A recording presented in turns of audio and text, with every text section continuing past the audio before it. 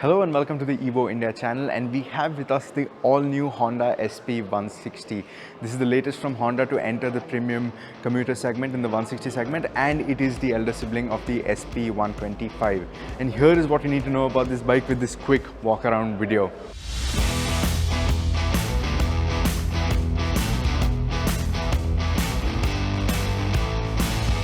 Okay, let's kick things off with the styling of this motorcycle. Now, like I mentioned, this is the elder sibling to the SP125, and all the design cues on this bike suggest just that. It does have the basic silhouette of the SP125, but on this 160cc avatar, it takes that a little further with a slightly more mature, sharper, sophisticated and more aggressive design approach. At the front, you have this new LED headlight in a much sharper fashion. In fact, sharper and more aggressive is the basic theme of the transition from 125 to 160. Not transition, rather step up from 125 to 160. Now, this headlight is surrounded by this nice little fairing with a nice black tinted out visor.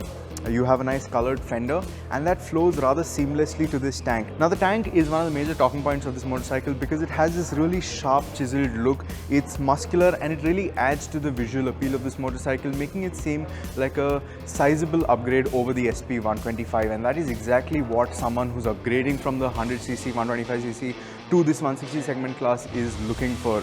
So in that regard, this bike does look like a visual step up over the SP125 as well, and the dimensions also go to boot with that. Now, behind this tank you have a nice flowing single piece seat, and the rear end also has been redesigned with an updated LED tail light. You have these new graphics also all around. So in terms of positioning, now this bike has joined the 160cc class, where Honda already has two motorcycles, the tried and tested Unicorn and the X-Blade. Now, we are told that this will be sitting in the middle of that range, and this does look like the perfect mix of the two. So overall, the styling is quite nice with the SP badging. It's subtle but bold at the same time, and it's definitely something that I see that would appeal to a lot of the buyers who are looking for a bike in this segment. It's much more stylish and sportier in terms of its looks than the Unicorn, but not as aggressive and in your face as the X-Blade. So for someone who doesn't want either end of the spectrum and wants something right bang in the middle, this makes for the perfect choice for them. In terms of colors, there are 6 to choose from. There is the matte dark blue metallic, then there's the pearl Spartan red, then there's the matte Axis grey metallic, there's the pearl ignite black, there's the pearl deep ground grey, and then there's this one, the one that we have right in front of us, which is the matte marble blue metallic.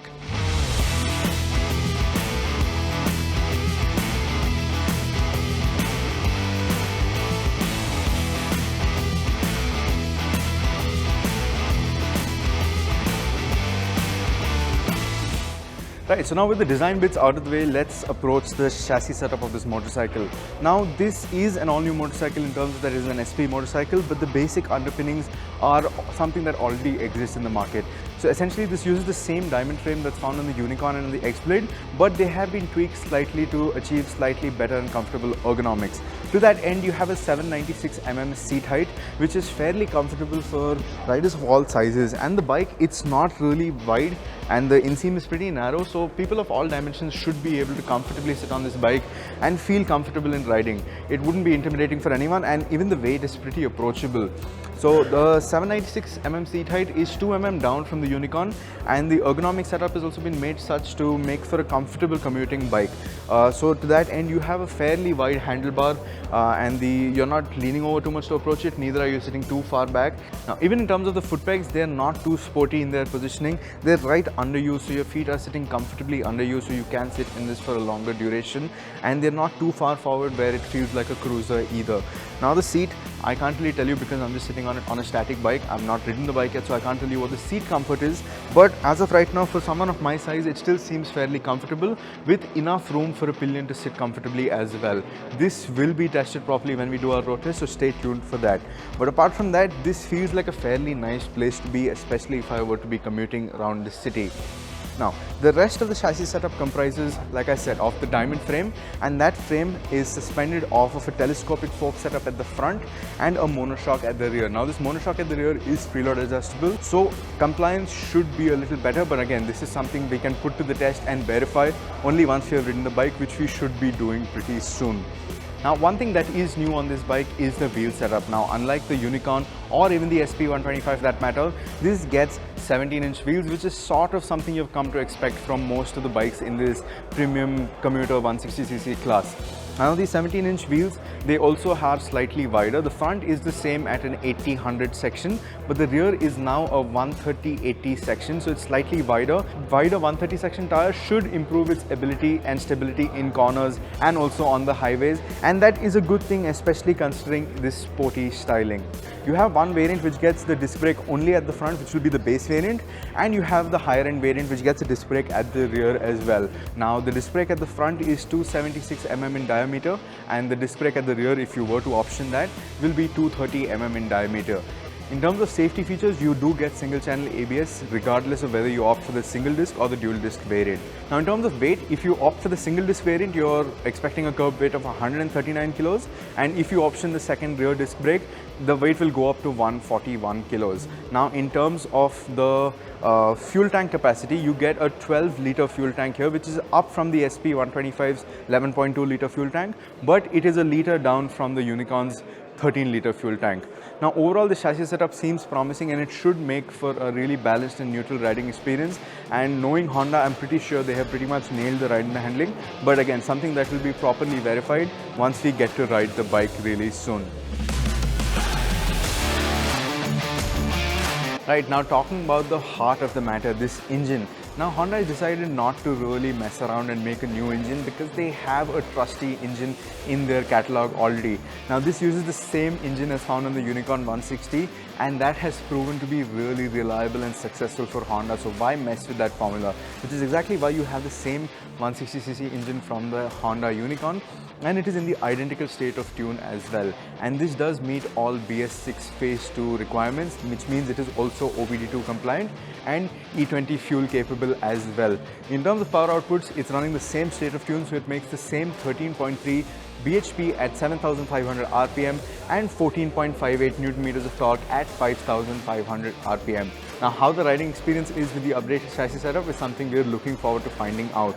Now, in terms of fuel efficiency, Honda is not giving us a claimed fuel efficiency number, but they are claiming that it is going to be best in class. Is that actually the case? Is something we will have to find out.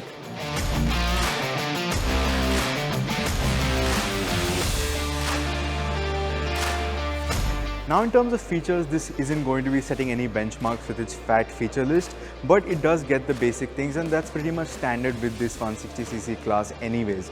You have a slightly better instrument cluster than the one you find on the SP125.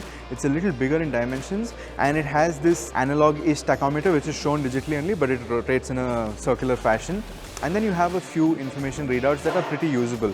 You have your side stand indicator, then you can cycle through various modes like your average mileage, your liter consumption, how many liters of fuel you've consumed from any given point of time, your average speed, your battery status, and also your average kilometer per liter count. Now apart from that, you can also cycle through 2 trips and 1 odometer. So you have a trip A, a trip B, and your overall odometer reading.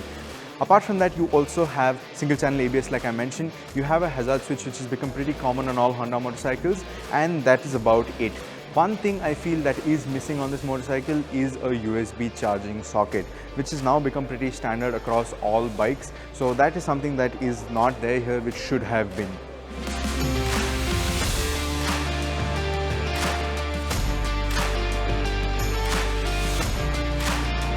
Now, as I mentioned earlier, the Honda SP160 sits right in between the Unicorn 160 and the X-Blade 160. And talking about prices, the single disc variant will cost Rs 1.17 lakh ex-showroom, while the dual disc variant will retail for Rs 1.22 lakh ex-showroom.